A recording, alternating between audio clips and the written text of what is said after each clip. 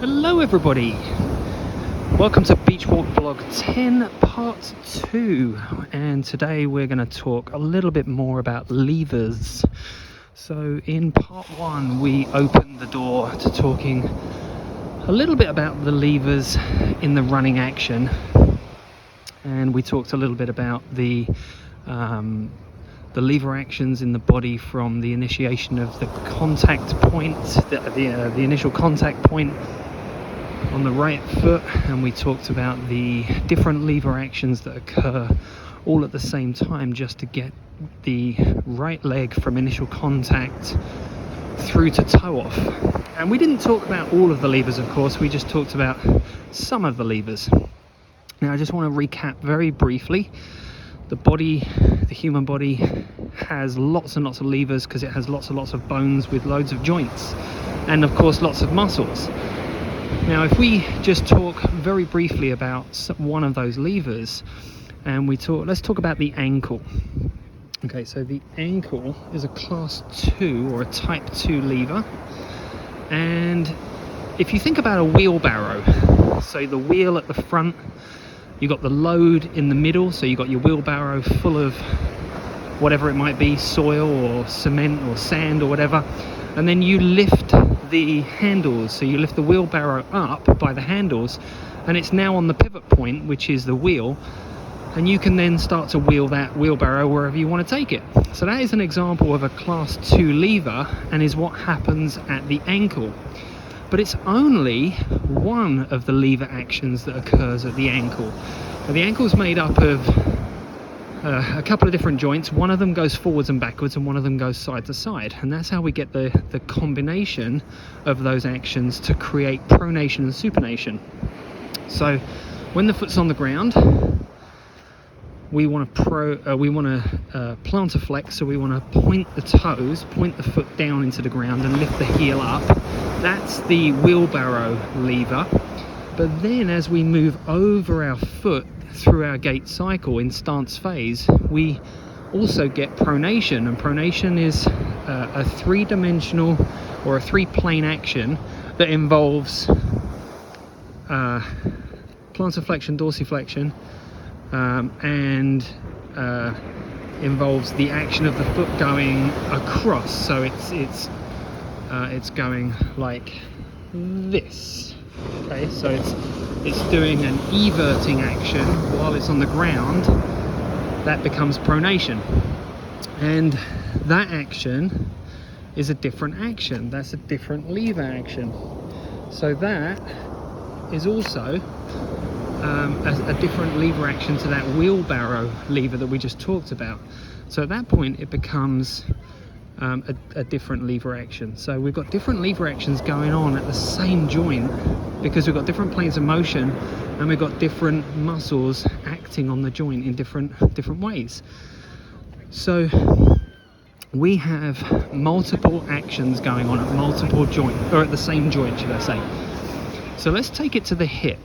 Now, when the foot hits the ground and the hamstrings and the adductors, the main hip extension muscles, start to pull that leg backwards, that's creating a type 1 lever.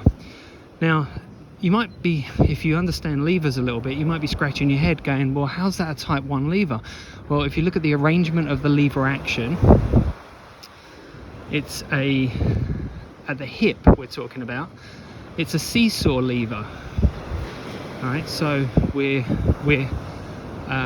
pulling the femur backwards, and the hamstring attaches past the hip onto the pelvis, and it creates that type 1 lever action where it's really efficient because we've got an arrangement of the lever.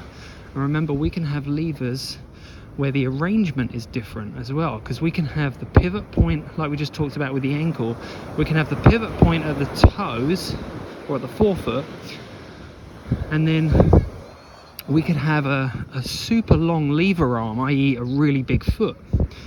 So same with the wheelbarrow, we could have a really long handle to the wheelbarrow, or pair of handles on the wheelbarrow. And that makes it so that it requires less effort to lift the wheelbarrow up, but it also means that it requires more lifting distance. So if the lever arm is longer, it means that it has to travel further in order to get the wheelbarrow off the ground. Because if the wheelbarrow length of the handles is longer, then yeah, we have a longer moment arm, so it makes it easier to lift, but it means that you have to lift it further. So that might not be the best arrangement, to have super long wheelbarrow arms.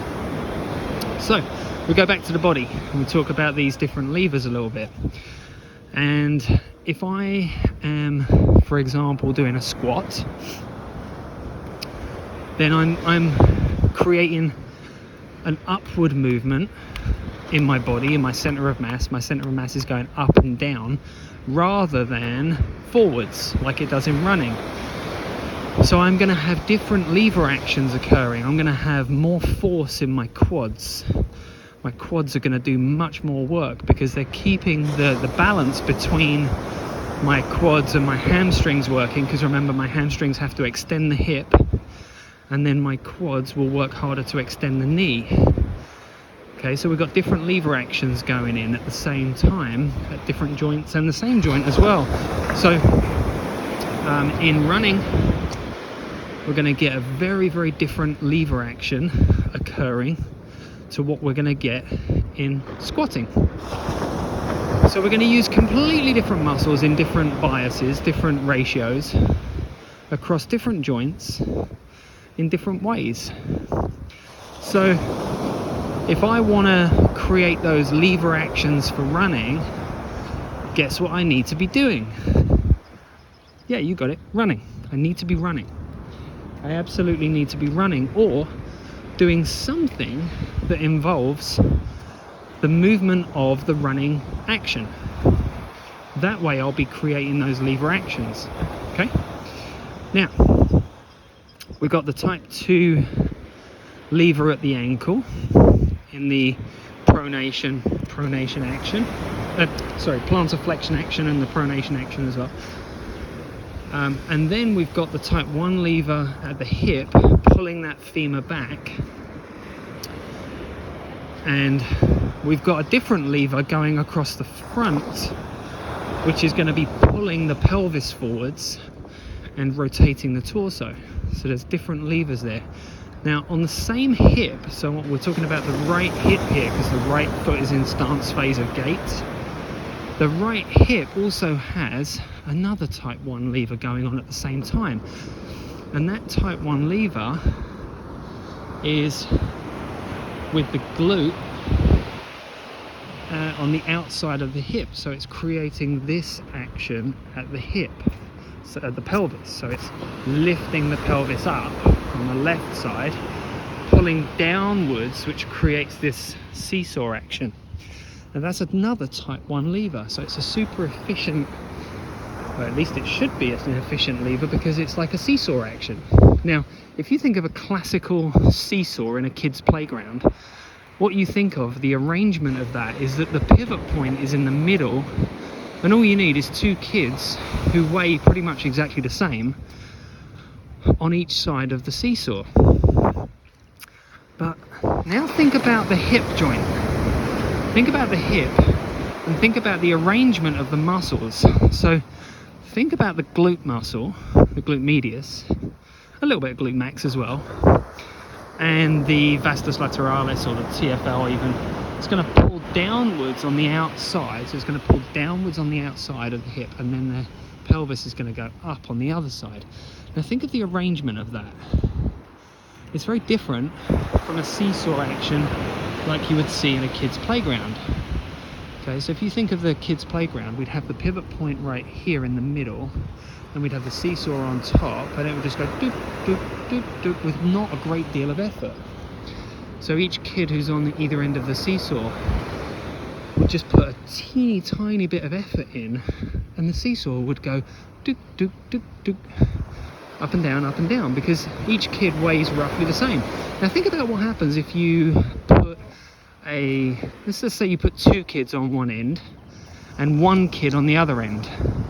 And they all of the children, all of these kids weigh the same. Let's just say they're 50 pounds. Now what happens is you've got the same lever arrangement, but with a completely different load and force arrangement. So you've got excess load on one side. Now, how much force are we going to have to put in with the kid on the other side in order to lift the other two up? Well, obviously on a seesaw it's going slightly the wrong way, because both the kid's pushing down on the ground. He's not going to be able to, he should really be pulling downwards towards the ground to get the other two to go up, if that makes sense. I hope that makes sense. But in muscles and joints, what we have is a load, and then the muscle pulls. So what I'd need a kid on the other end pulling that seesaw down to get the other two to go up. So that's the difference with that load arrangement, and that's the difference between having a mechanical situation that doesn't kind of work in the body, because it's not the same. It's a pulling down and a lifting up, as opposed to all being balanced and working with gravity. Anyway, let's go back to the hip. So we've got that hip. Now think of that seesaw. Think of that seesaw arrangement, but we're going to move the pivot point towards the right. So we've got, in a classical arrangement, we've got the pivot point in the middle, and then we've got the seesaw like this, and it goes doot, doot, doot. Okay, now in order to get this side to go up, we need to pull this side down so that it goes on the pivot point like this. Now what happens if here is a classical pivot point arrangement? What happens if I move the pivot point over here? So in this instance, I've got this long arm here with a weight on the end. It might only be a small weight, but I've got this really long arm here, and then the pivot point is right here, and then the muscle pulling down is right here. Think how hard that is going to be for that muscle to pull down on that on the arm that's connected to the pivot point, because we move the pivot point closer to where the effort is, where the muscle is, and it changes everything. Okay, it changes everything. So we've got a type 1 lever, which traditionally, if you think about it from that seesaw situation with the kids in the playground, it's really effortless, right? It's very effortless. Now think about this. Think about this one. My head on my neck is another class 1 lever in all directions.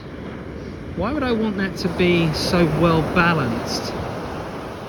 Well, because I need to keep my head in the same position. I need to keep it upright and balanced, because that's how I relate all movement to my eye line being like this.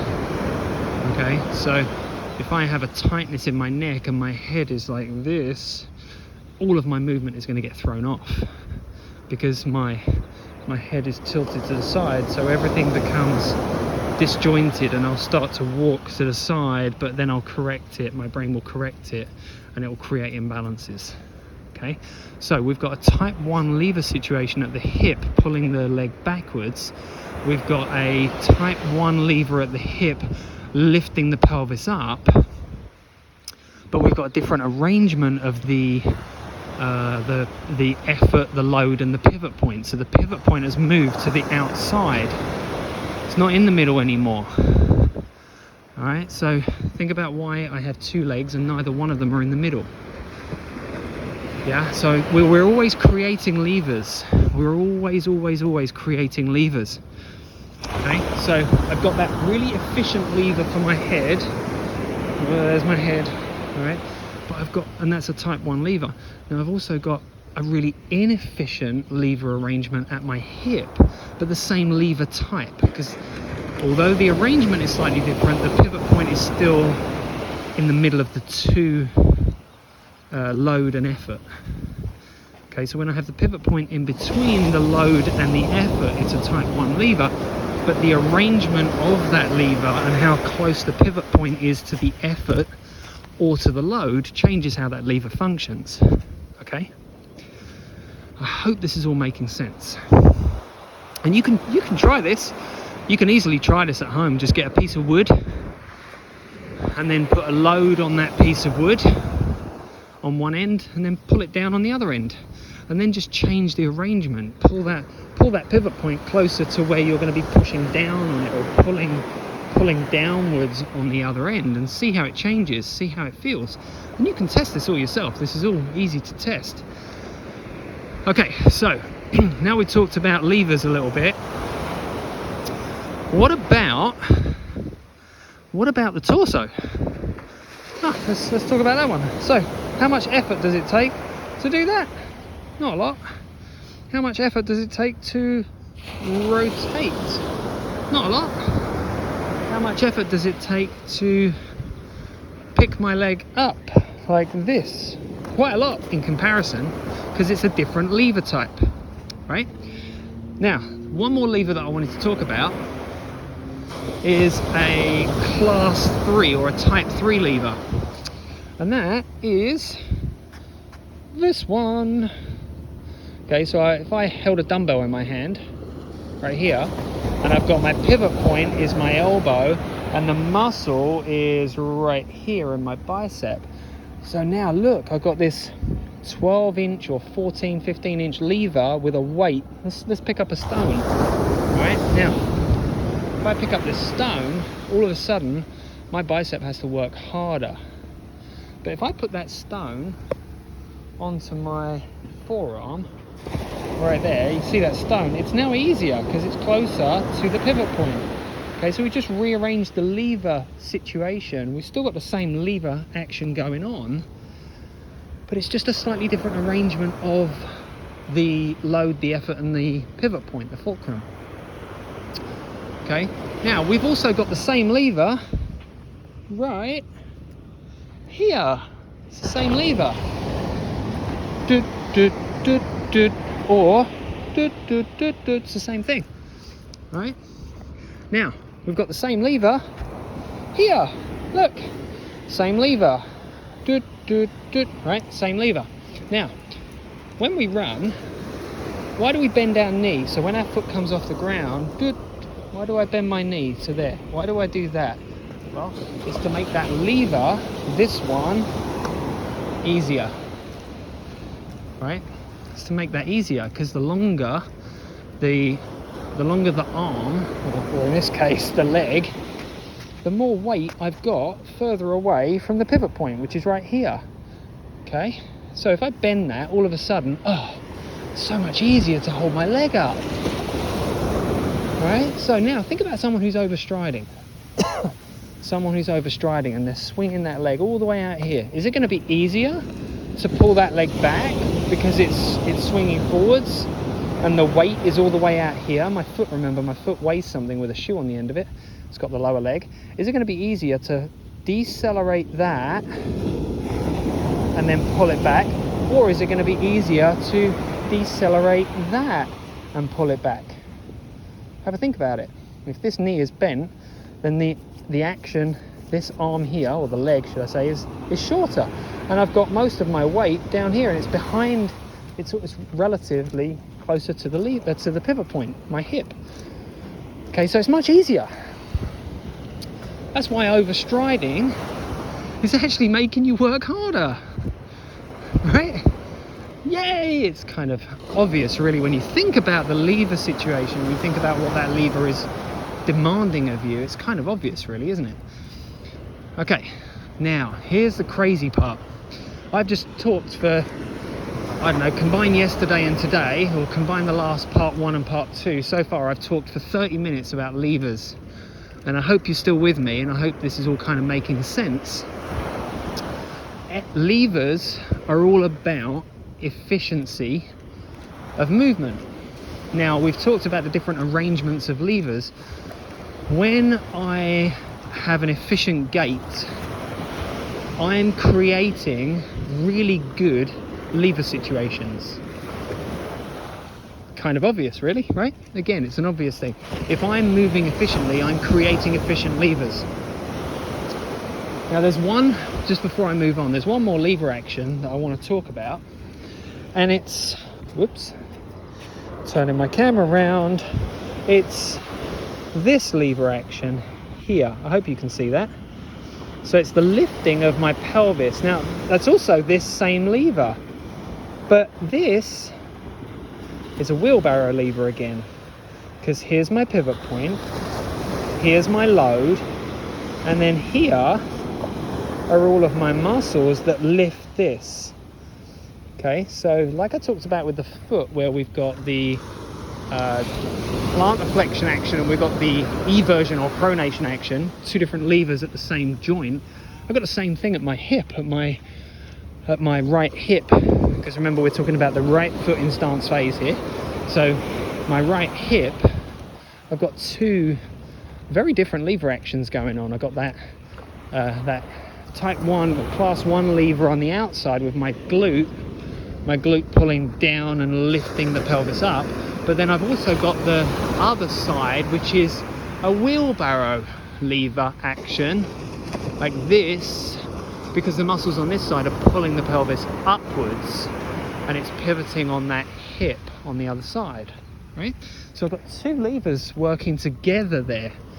Or maybe I don't, because I've got a lateral hip drop, right? So if I have a lateral hip drop, what I've got a failing lever. Now there's two more things that I want to talk about here: a failing lever and how we create levers, because these are two really important factors. Because people who talk about biomechanics, they go, oh yeah, levers, yeah, well, we just create levers. Well, here's the big question. My whole body is floating in space, so how do I create levers? Dun dun dun! There are no levers. Because if I didn't have muscles, everything would be on the ground like a sack of potatoes. Right? Okay, I've forgotten what I was going to say now. Got to go back a step. Failing levers, there we go. Okay, so I have failing levers if I have a lateral hip drop, or I'm spending too long on the ground, I have too much ground contact time. And this goes back to the post I did yesterday with the sprinter on the treadmill with the red and the green lines. If I have a lateral hip drop, or I have excess dorsiflexion, which is, let's see if I can get it, which is this. If I have too much of this and not enough of this when I run, then I'm not creating very good levers, right? Because I've got to create those levers in order to be able to move effectively and efficiently and economically, right? So if I'm having failing levers because I've got too much dorsiflexion in my ankle when I hit the ground, or in my knee, because when I hit the ground I go into a squat movement, or when I hit the ground and I load I have a lateral hip drop, then I've got failing levers, i.e., let's put it another way, my muscles are not contracting fast enough at the right time. Okay, so just think about that. My muscles are not contracting fast enough at the right time. How many times have you heard of somebody who's a CrossFitter, or someone who can squat 300 pounds, 400 pounds? They're like, yeah, I'm super strong, but I'm injured, and every time I run I have a lateral hip drop, and I'm really uneconomical with my gait or whatever. They have a lateral hip drop, they have excess dorsiflexion, and they go into a squat movement. Well, what they're doing is they're failing to either, or both, contract muscles fast enough or to create levers. Because remember, you only have 0.2 of a second on the ground, of which, or a little bit more than that, of which half of that time is shock absorption and half of it is then return of that energy back to propulsion. Okay, so when my foot lands, it's got to absorb the shock. My whole body has to absorb the shock, and then I have to go through my shock absorption phase, and then I get the energy return. I get the springiness back, which is my fascia and my tendons, but they can't get that back if my muscles are just letting go. Okay, so I have to I have to contract muscles really quickly, really incredibly fast, in order to not have failing levers. So I've said this many times. Where we see eccentric loading in gait is because we've failed to produce concentric or isometric contraction force to overcome gravity, to overcome my body weight landing and all of that inertia going down towards the ground. Now I need to create horizontal force, lateral force, in order to keep me upright and keep me locomoting forwards. Okay? So where I have eccentric loading, i.e. I go down into a squat movement, I have concentric or isometric failure, i.e. I'm not contracting muscles fast enough to then stabilize my joints and my bones, to then create the levers, to then allow concentric muscle contractions to propel me forwards. All right, it's a knock-on effect all the time. So I must be able to stabilize my body when it lands, and if I'm not going to be able to propel myself forwards, because there are no levers in the body unless I create them. Okay, so this leads me on to my last point here. I must create stability to create locomotion. I must have a think about it. I must be able to create stability to then create locomotion. Think about a catapult. All right, so you grab your thing and you pull it back and you let it go. Or a bow and arrow. All right, when you pull on a bow and arrow, what you're doing is you're pulling it back and you're creating a stable anchor point here, my hand, for the bow to go up and down, for the string to attach to the bow, so that I can then pull on the string, which flexes the bow. And when I release the string and release the arrow, the flexed bow springs back to its original position. If it didn't spring back to its original position, the arrow wouldn't go anywhere. Same thing with the catapult, it wouldn't go anywhere, right? Now, if I released the bow from my hand at the same time as I released the string with the arrow, both the string and the bow would come together and the arrow would go nowhere, because there's nothing stable, there's no anchor point. Okay, there's no anchor point. Dun dun dun. Your body is floating in space. Right now, I'm walking, I'm floating in space. My pelvis is floating in space. My shoulders are floating in space. My head is floating in space. Everything's floating in space. Nothing's connected to the ground. Look, I've got one leg off the ground. How's it staying there? Because I'm controlling it. Because my nervous system, my muscles, my fascia is controlling those muscles. The bones are creating a compression structure, because remember, bones don't compress very well. Well, actually they compress really well, but they break when they're under too much compression. Okay, my muscles and my fascia together, that's really important, that together they create tension. So my body is a biological tensegrity structure. Mind blown. Right, so my bones are useless without my muscles and my fascia. My bones would just be, like these stones. They'd just be on the ground. They wouldn't have any shape. Well, they'd have the shape of their bones, but the bones together wouldn't create the shape of my body, my skeleton, without my muscles and my fascia. So I need all three. I need all three. I have to have all three. I need the bones to hold me up. That provides me with the compression, and the muscles and the tendons, and also tendons, muscles, tendons, ligaments, and fascia all give me tension. So it's a compression, tension, biological compression and tension structure. So it's a biotensegrity. Tension creates integrity. a biotensegrity structure. Now, I can't create levers because there aren't any. Think about it when you're in bed and you're asleep. Somebody could come and they could just like rattle your foot and ankle, and it wouldn't be a very good lever, right? It would be a pretty crap lever. It would be the worst lever ever, right? There's nothing stiff there, there's nothing stable, so there wouldn't be a very good lever system unless you create the lever.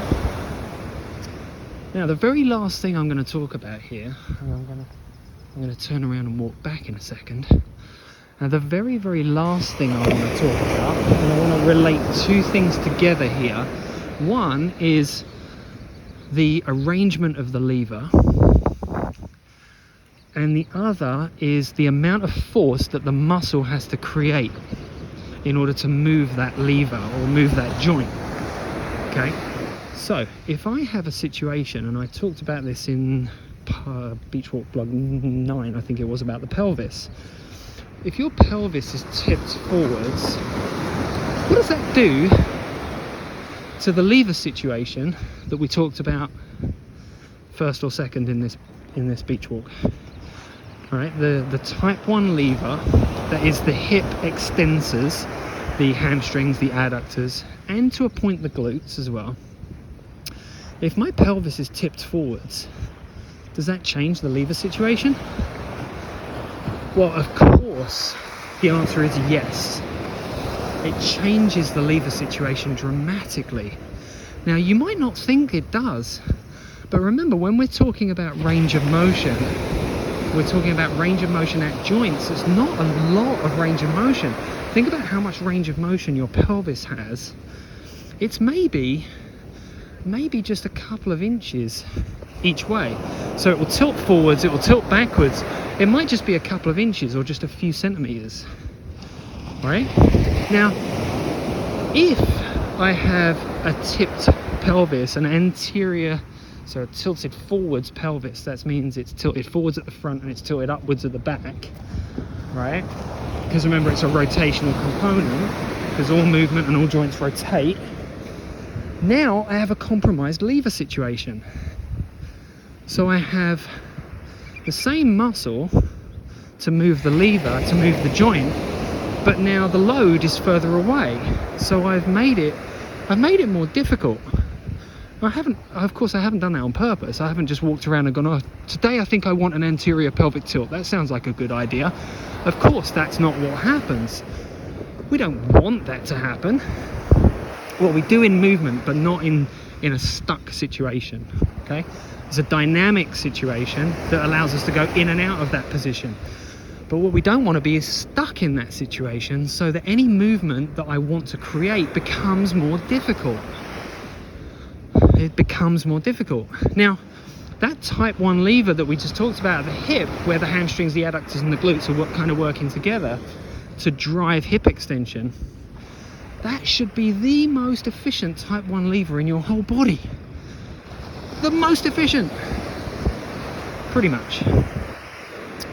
Now, if I can't access that type 1 lever, and that's the most efficient one, if I can't access it and it's the most efficient one, what's going to happen?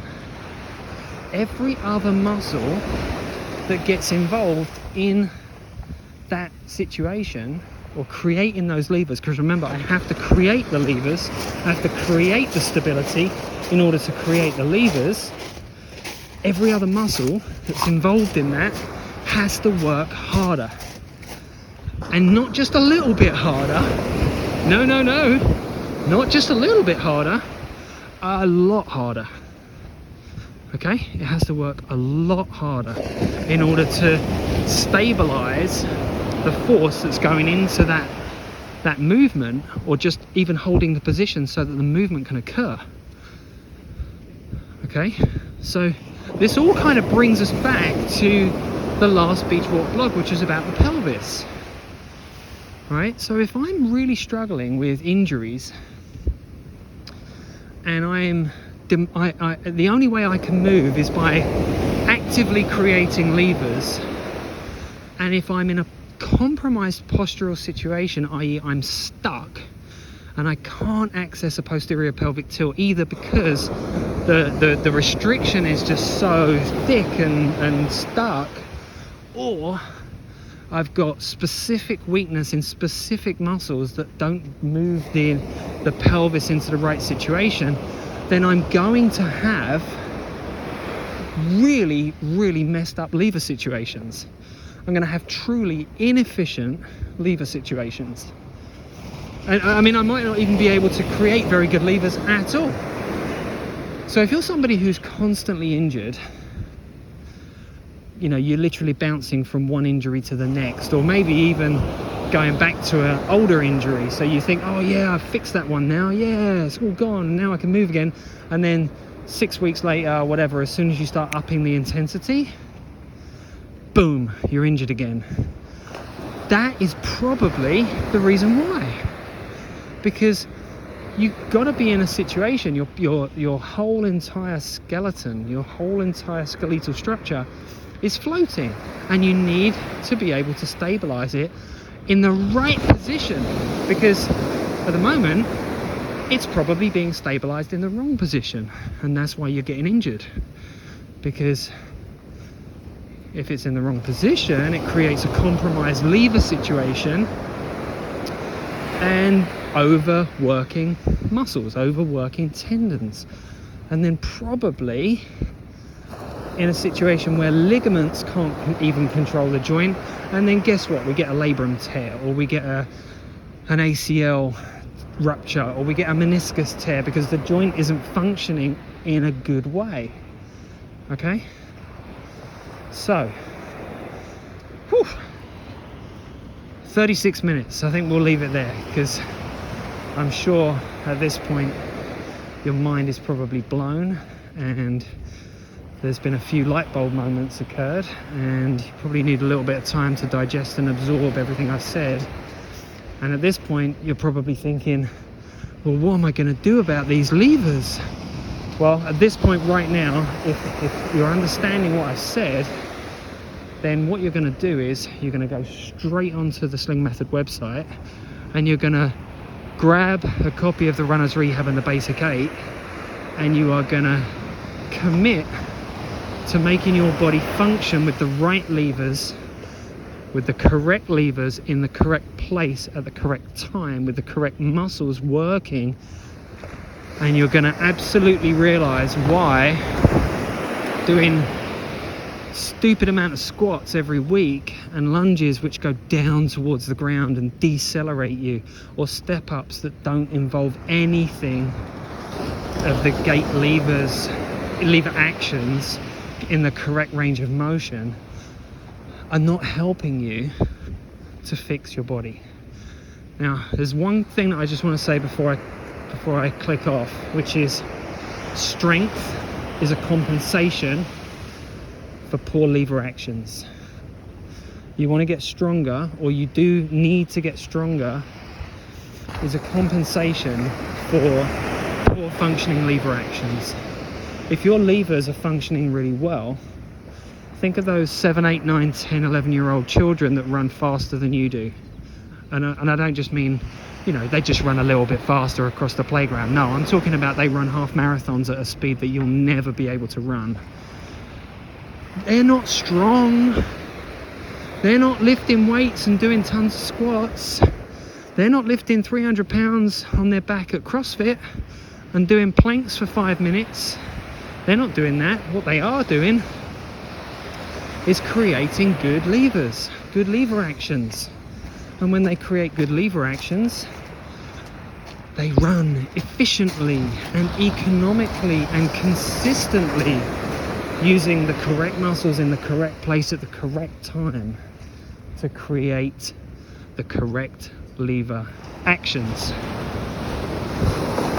And that is Beach Walk Blog 10, Part 2, all about levers. Thank you very much for joining me. I hope that made some sense, and I hope it opened your mind, and I hope it made you think differently.